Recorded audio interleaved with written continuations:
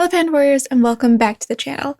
So this January marks my 7-year anniversary here on YouTube. And I just wanted to say thank you all so much, whether you started watching me at the very beginning or if you just started watching me recently or somewhere in the middle. Thank you all so much for your support. Thank you all so much for coming and watching me and enjoying my stories, enjoying my gameplays and stuff like that.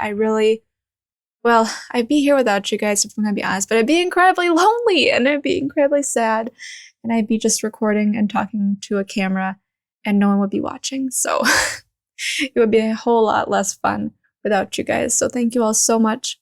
You guys are the reason that I upload so often and I enjoy uploading so much. So thank you all so much. So I had asked my Patreons what they would like to see me do as like a celebration for 7 years on YouTube, and they decided for me to do a Q&A type of video. So I have a couple questions here that were written by a lot of you guys. I put out links on like YouTube and on my Discord and stuff like that. And so I have some questions from you guys that I'm going to answer today. Before I do that, I just want to do a little plug for my merch shop. Starting in February, there will be 3 new items in the shop. There'll be 2 stuffed animals, a bear and an elephant. Super cute with a little design on their t-shirt that says you are very special. I drew the pictures and stuff like that, and so but it's really, really cute. I thought maybe you'd be interested for Valentine's Day, so go check that out in the shop if you have interest in either the bear or the elephant. I'll put up pictures here. Also, kind of as a February warm and cozy Valentine's Day kind of theme, I also have a candle out. It is white sage and lavender scented, and that is also in the shop as well, and it has the same little panda design. So if you're interested in those, go check out my merch shop.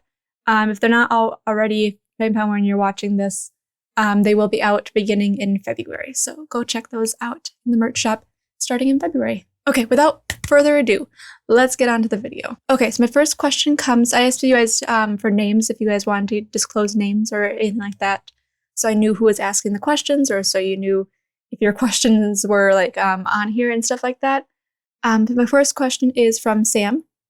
They asked, what are you going to college for and what are you going to do after you graduate?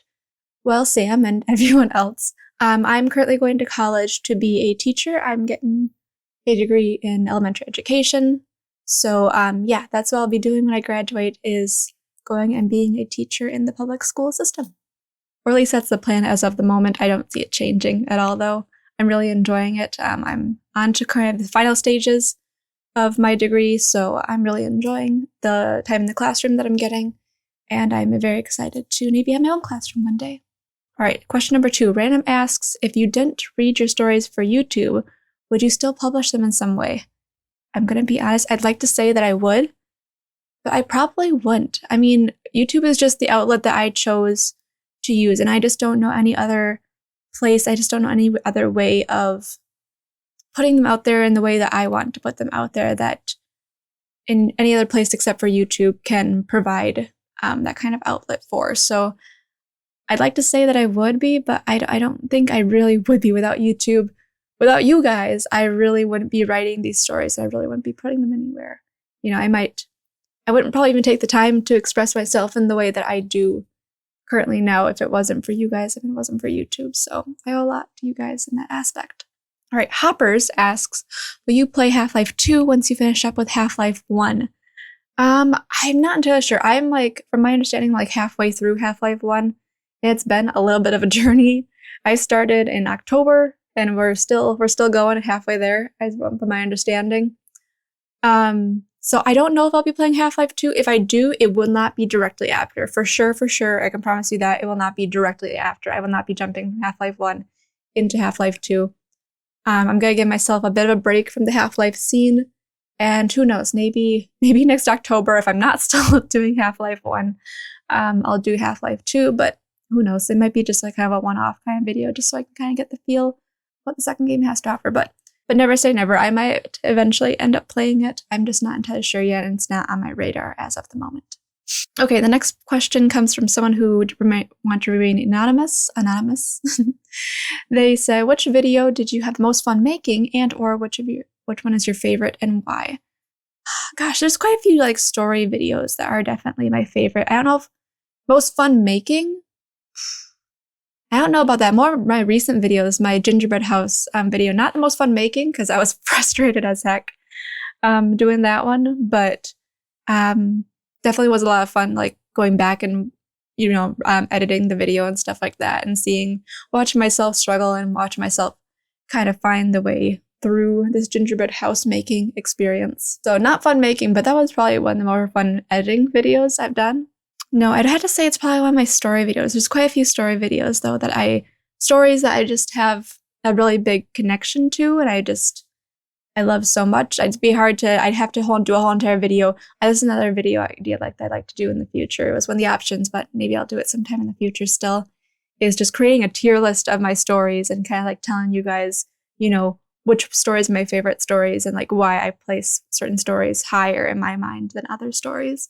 So that'd be fun. But I don't know, it'd probably be one of my favorite ones to make would probably be one of my story videos, because making process would involve the writing process, and I do enjoy doing that. All right, John Riney asks, what's your favorite type of music to listen to? Do you have a favorite song and or artist? Thank you and happy anniversary. Well, thank you, John. I appreciate that. I don't necessarily have a favorite type of music to listen to. I do listen to a lot of musical stuff. So yeah, I would say maybe musical music is kind of my favorite stuff to listen to. Don't necessarily, I would say, I used to listen to Dodie Clark, I think I don't know if like she goes by Dodie Clark or just Dodie, but Dodie Clark I used to listen to quite a bit, especially in the beginning years of college, and so I do still listen to quite a bit of her stuff, but not as much as I used to. So for a favorite artist, probably be Dodie, and if it was just a song, I don't really have a favorite song, I'm sorry. It's just probably any musical song that I'm feeling at the moment. All right, Todd Howard asks, would you consider playing the Fallout games? I mean the original trilogy of Fallout 1, 2, and New Vegas, not the Bethesda stuff. I'm gonna be honest, I've never been much of a Fallout type of person. I don't know what the Fallout looks like before Bethesda kind of took over. I've only seen kind of like the recent stuff, but it's not necessarily on my radar. From my understanding, Fallout's very post-apocalyptic, and that's just not my style. I like Skyrim so much because it's kind of like sword fighting, like knights and, castles and faraway mystical fantasy lands, where Fallout just kind of feels more post-apocalyptic-y and guns and stuff like that, which I guess Half-Life is too. But no, I don't necessarily have it on my radar to play any of the Fallout games, but you never know, maybe in the future, if I see something or if a lot of people suggest it, I would consider playing one of the Fallout games. All right, Wimwo asks, what's your favorite or most inspirational book on your shelf? Okay, so it's not actually on my shelf. I'm realizing I'm not entirely sure where my copy went, but I've read it. Like, it's not like my most inspirational book, but it is called Beast, and oh gosh, I'm blanking on the art on who writes it. It's Don something, I want to say. But it's a retelling of the story of Beauty and the Beast from like the Beast perspective. And I absolutely love it so much. It's like my favorite book. I have read it some teen times, and it's one of my favorite books. I've also just gotten my most recent book for pleasure that I've finished is Housewarming Castle. I really enjoy the Studio Ghibli movie, and so a friend of mine had gotten me Housewarming Castle. Sorry, I'm looking up at the book. A friend of mine had got me the book for my birthday a couple of years back, and so that one was probably my most recent, and I really, really most recent book for pleasure that I really enjoyed reading. So Beast would probably be my favorite, and most recently read was Housewarming Castle, and it was very cool to read. All right, this one comes from someone anonymous as well. They ask, why are you so perfect and innocent, and yet it seems like you're hiding something evil and sinister? Well, can I assure you that I'm not perfect in any way, shape, or form. Many flaws, but I guess we all have those. I'm not hiding anything evil or sinister. At least I don't think so, unless I guess your definition of evil and sinister is different than mine. But yeah, thank you for the question. I'm sorry, I can't really give you an answer. Yeah. All right, Larry asks, what's your favorite guilty pleasure song? One that others find odd, but you really enjoy. I'm sorry, Larry. I guess some people aren't into the musical scenes, so I guess in that aspect, I'm into like musical songs.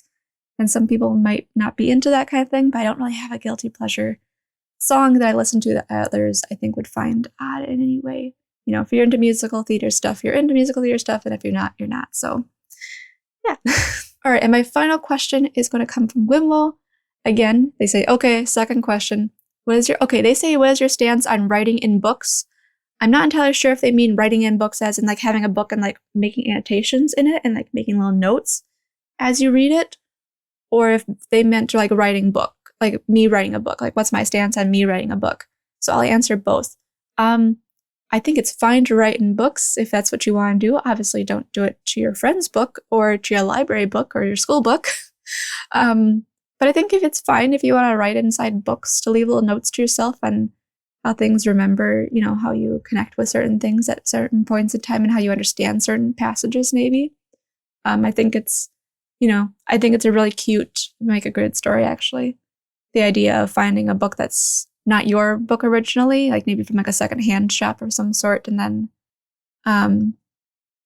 but like opening it up and finding someone else's notes and annotations in it and like kind of reading through and getting to know the person through that way. That's actually not a bad story idea.